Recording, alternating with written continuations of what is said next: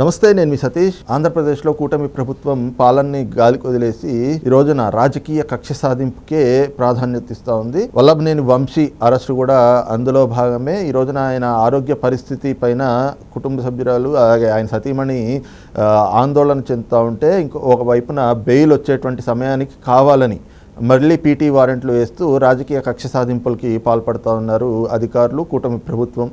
అదే సమయంలో ఒక డీజీ ర్యాంకులో ఉన్నటువంటి అధికారిని అరెస్టు చేసి జైల్లో పెట్టడం అంటేనే దేశ చరిత్రలో అసలు ఇలాంటి ఘటన ఎన్నడూ చోటు చేసుకోలేదు. ఈ రోజున రెడ్ బుక్ రాజ్యాంగం నడుస్తోంది అనడానికి ఇదొక పరాకాష్ఠగా కనిపిస్తూ ఉంది. ఇంకోవైపున కూటమి ప్రభుత్వం హింసను రచిస్తూ అడ్డగోలుగా అక్రమ కేసులు పెట్టి వేధింపులకు గురి చేస్తోంది ప్రత్యర్థి పార్టీ నేతల్ని అంటూ కూడా వైసీపీ నేతలు ఆరోపిస్తున్నటువంటి పరిస్థితి. మరి ఈ ఆరోపణలో ఎంతవరకు వాస్తవం ఉంది అనేటువంటి అంశాలు మనతో చర్చించేందుకు సీనియర్ జర్నలిస్ట్ డివిఎస్ గారు ఉన్నారు. సార్ నమస్తే.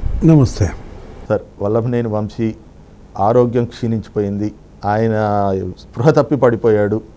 ఇంకోవైపున అంత అనారోగ్యంతో ఉన్నా కూడా పీటీ వారెంట్లు వేసి ఆయన్ని ఎలాగైనా కూడా జైల్లోనే పెట్టాలి అని లోకేష్ గారి ఆదేశాలు, రెడ్ బుక్ రాజ్యాంగాన్ని అమలు చేయడం, ఈ రోజున పోలీస్ వ్యవస్థ అంతా కూడా దానికే పూర్తిగా ఇదైపోయి ఉన్నారు, అందులో తలమునకలు అయిపోయి ఉన్నారు. అలాగే డీజీ ర్యాంకులో ఉన్నటువంటి అధికారిని అరెస్టు చేయడం దేశ చరిత్రలోనే ఇదొక కూటమి ప్రభుత్వానికే దక్కిన ఘనత. హింసని రచిస్తోంది ఈ కూటమి ప్రభుత్వం, అడ్డగోలుగా కేసులు పెట్టి తప్పుడు కేసులతోటి వేధింపులకు గురి చేస్తోంది. ఇది వాళ్ళు చేస్తున్నటువంటి ఆరోపణలు ఎలా చూడాలి? 3 అంశాలు అడిగారు. మొదటిది వంశీయ, శేషు. వంశీ కాదు, శేషు. ఏదేదో నేను సోషల్ మీడియాలో చూసా, ఇది శేషు సినిమాలో రాజశేఖర్ ఫోటో, ఇతని ఫోటో పక్కన పెట్టి ఇద్దరు ఒకే రకంగా ఉన్నారంటూ వైరల్ చేస్తున్నారు. ఇప్పుడు ఎందుకు ఆ పరిస్థితి వచ్చింది? వల్లభనేని వంశీ నిన్న చూస్తే ఆ వీడియో మనం ఏంటి, నడవలేక నడుస్తున్నాడు, దగ్గుతున్నాడు, 20 కిలోల బరువు తగ్గాడంట. అంటే అది ఇవాళ నిజమైన నమ్మని పరిస్థితి. యాక్షన్ చేస్తున్నారు అనుకుంటున్నారు, అది వాస్తవమో నిజమో వాళ్ళకి తెలియాలి.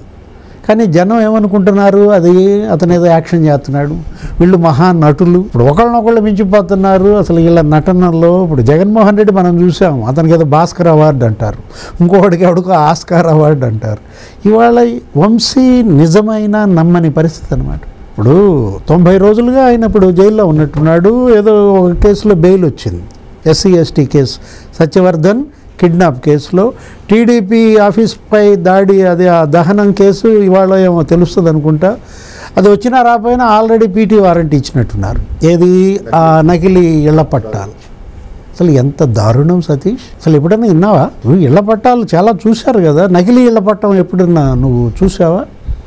జగన్మోహన్ రెడ్డి ఫోటోతో అసలు వీళ్ళే తహసీల్దార్ స్టాంప్ కొడతారు, వీళ్ళే తహసీల్దార్ సిగ్నేచరు చేస్తారు. అసలు తహసీల్దార్ మెయిల్ ఐడి వీడి దగ్గరే ఉంటుంది.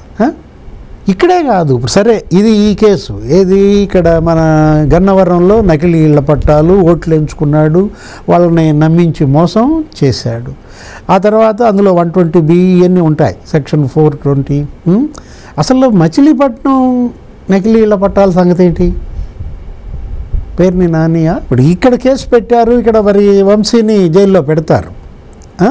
మరి పేరుని నాని అక్కడ మరి ఇచ్చిన నకిలీ ఇళ్ల పట్టాలు, అది మరీ అన్యాయం. అసలు అచ్చు గుద్దినట్టుగా గవర్నమెంట్ అప్పుడు జగన్మోహన్ రెడ్డి ఎలా అయితే ఫోటో వేసి పట్టా ఇచ్చాడో అదే పట్టా డూప్లికేట్ ఎంతమందికి ఇచ్చాడు మచిలీపట్నంలో? అంటే వీళ్ళు అసలు ఎలా మోసం చేశారు, ఎలా ప్రజల్ని వంచారు, నమ్మించారు.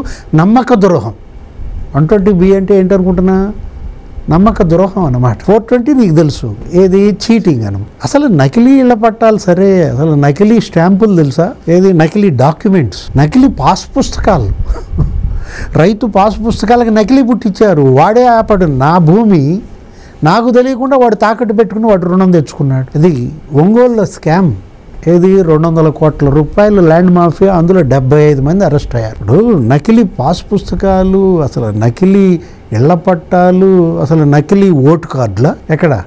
తిరుపతి. నకిలీ ఓటు కార్డులు అనగానే నీకు ఒక MP గుర్తొస్తాడు. ఎవరు? గురుమూర్తి. అందరూ ఒరిజినల్ ఓటు కార్డులతో గెలిచిన MP అయితే ఇతను మాత్రం నకిలీ ఓటు కార్డులు. ఎన్ని? 35,000. ఒక IAS బలి గిరీష. అరే అక్కడ భూమన అభినవ రెడ్డి అతని పాస్వర్డ్ తెలుసుకుని CS తిట్టాడు. ఏంటి అసలు నువ్వు కలెక్టర్వి, నువ్వు ఐఏఎస్వి, నీ మెయిల్ పాస్వర్డ్ వాళ్ళ దగ్గర ఉంటుందా? ఏ విధంగా వీళ్ళు గొంతు మీద కత్తి పెట్టి ఐఏఎస్లని, ఐపీఎస్లని, అసలు తహసీల్దారులని ఎలా భయభ్రాంతులకు గురి చేశారు నీకు ఇక్కడే కనపడుతుందన్నమాట. అంటే వీళ్ళు సానుభూతి వచ్చుద్దా వీళ్ళ మీద? 20 కిలోలు బరువు తగ్గాడని చెప్పి జాలి పడతావా? జనం సానుభూతికి కూడా వీళ్ళు నోచుకొని పరిస్థితి వచ్చిందంటే వీళ్ళు చేసిన పాపాలు అలాంటివి, వీళ్ళు పాల్పడిన నేరాలు ఘోరాలు అలాంటివి అన్నమాట. ఇంకో క్వశ్చన్ ఏంటి, ఇంకోటి ఎవరిని అడిగావు? సెకండ్ గ్రేడ్ హీరోయిన్ని తీసుకొచ్చి ఓ డీజీ ర్యాంక్ ఉన్నటువంటి అధికారి మీద, ఐపీఎస్ అధికారుల మీద కేసులు పెట్టించి అసలు డీజీ ర్యాంక్లో ఉన్న అధికారిని అరెస్ట్ చేయడం దేశ చరిత్రలోనే ఎక్కడ లేనటువంటి ఘటన. కూటమి ప్రభుత్వానికి ఆ ఘనత దక్కుతుంది. ప్రధానమంత్రిగా పనిచేసిన ఆయన వచ్చి విచారణ కూర్చున్నాడు. ఎవరు? పివి నరసింహారావు. ముఖ్యమంత్రిగా పనిచేసిన ఆయన్నే మీరు అరెస్ట్ చేశారు కదా. ఇప్పుడు చంద్రబాబునే మీరు 53 రోజులు జైల్లో పెడితే తప్పు లేదు, పిఎస్ఆర్ ఆంజనేయులను జైల్లో పెడితే తప్పు వచ్చిందా? అంటే ముఖ్యమంత్రులు, ప్రధానమంత్రులు వాళ్ళేమన్నా చట్టానికి అతీతులా?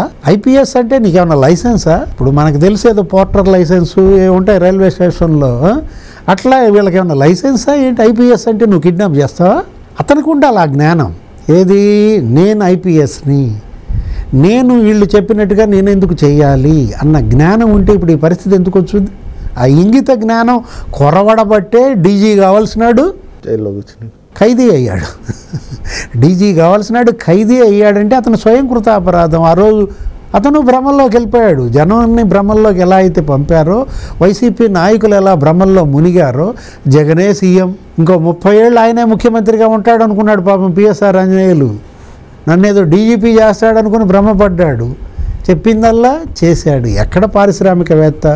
వాడెవడో అక్కడ రేప్ కేసు ఉంటే మీరు అమ్మాయిని లిఫ్ట్ చేసి తీసుకొస్తారా? 43 రోజులు ఆ అమ్మాయిని చిత్రహింసలు పెడతారా? కనీసం ప్యాడ్లు కూడా ఇవ్వకుండా మ్యాన్ హ్యాండ్లింగ్ చేస్తారా? అర్ధరాత్రి 1 గంటకి వెళ్తావా అమ్మాయి రూమ్కి?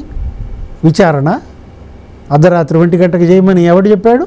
డీజీ కావాల్సినాడు అంట. ఈ డీజీ కావాల్సినాడు ఏం మెసేజ్లు పంపాడు విజయవాడ లేడీ డాక్టర్కి? Call me as Anjan. Seetharamanjaneyulu అనే పేరు పెట్టుకున్న రావణాసురుడా? అదే మనకు కనపడుతోంది. వీళ్ళు వాళ్ళ పిఎస్ఆర్ ఆంజనేయులకు జాలి ఉంటుందా? జాలి పడతారా? ఎవరన్నా సానుభూతి వస్తుందా? ఎంతమంది మహిళలు ఉసురు పోసుకున్నారయ్యా? అసలు మహిళలు ఇలాంటి కమిషనర్ మాకొద్దు అని ర్యాలీలు జరిపారు. ఏది? అదే పిఎస్ఆర్ ఆంజనేయుల గురించి. ఇవాళ వంశీ లేకపోతే పిఎస్ఆర్ ఆంజనేయులు లేకపోతే బోరగడ్డ అనిల్కి కూడా సానుభూతి వస్తుందా? నువ్వే చెప్పు. అతను కూడా తగ్గాడంట 10 కిలోలు.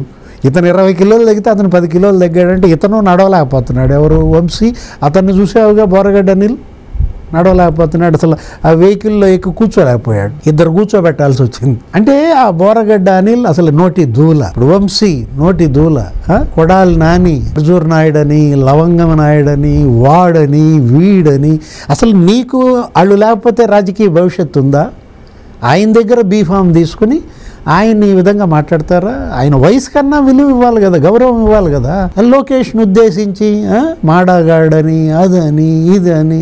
ఇప్పుడు ఏమైంది? ఉడకబెట్టిన దుంప అంటాడు, ఓడగొట్టిన నాగలు అంటాడు. ఇప్పుడు నీ పరిస్థితి నువ్వు ఎలా మారావు? ఉడకబెట్టిన దుంప నువ్వయ్యావా వాళ్ళు అయ్యారా? ఎవరి నాగలు ఓడగొట్టారు?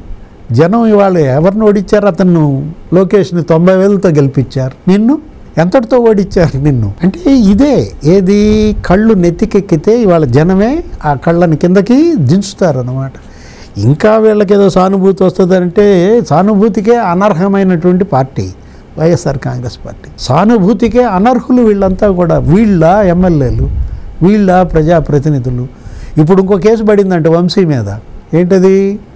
మైనింగ్ కేసు అంట. విజిలెన్స్ ఎన్ఫోర్స్మెంట్ 58 పేజీలు వాళ్ళ నివేదిక ఇచ్చి అతన్ని అదుపులోకి తీసుకోమని 210 కోట్ల విలువైన మట్టి మేసేశారు, గ్రావెల్ మేసేశారు. మట్టి ఏంటి? వాతాపి జీర్ణం మట్టి కూడా వీళ్ళకి జీర్ణం, ఇసుక జీర్ణం. అరే వీళ్ళు తినందేంటి, వీళ్ళు మింగందేంటి? 24 లక్షల క్యూబిక్ మీటర్ల మట్టి గ్రావెల్ మింగేశారు. 6 లక్షల క్యూబిక్ మీటర్ల స్టోన్ మింగేశారు. విజిలెన్స్ రిపోర్ట్ చూస్తే నీకు ఆ 53 పేజీలు నీకు స్పష్టంగా కనపడుతుందన్నమాట. ఇతను ఎక్కడ గన్నవరంలో పోలవరం కాలువల దగ్గర నుంచి మొత్తం గాజేసి పారేశారు. అక్కడ కొడాలి నాని గన్నవరంలో అది ఒక 200 కోట్లు మట్టి, వాడు ఒక 100 టిప్పర్లు కొన్నాడంట, వీడు ఒక 100 టిప్పర్లు కొన్నాడంట. దీనికోసం ఈ మట్టి అక్రమ రవాణా కోసం ఏం చేసుకుంటారా? టిప్పర్లు ఉన్నాయా? అమ్మేశారా? అతనికేమో బైపాస్ సర్జరీ, ఇతనికేమో శ్వాసకోశ సంబంధ వ్యాధులు, దగ్గు, టేల్ బోన్ ఇరిగింది. Thank you.